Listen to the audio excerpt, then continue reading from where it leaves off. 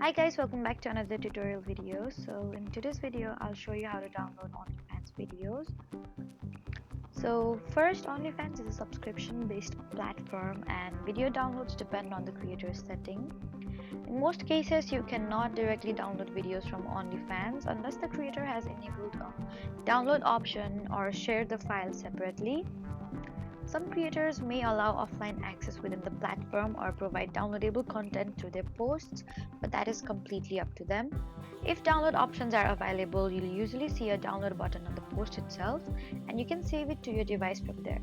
Another option is that some creators send content directly through messages or paid posts, which may include downloadable files if they choose to share them. You can also watch videos directly on the platform anytime as long as your subscription is active. Just be careful with websites or apps claiming to download OnlyFans videos for free. Most of them are unsafe and can put your account or device at risk. So that's how OnlyFans video access and download actually works. Don't forget to like, comment, and subscribe for more helpful tutorials. Thank you for watching.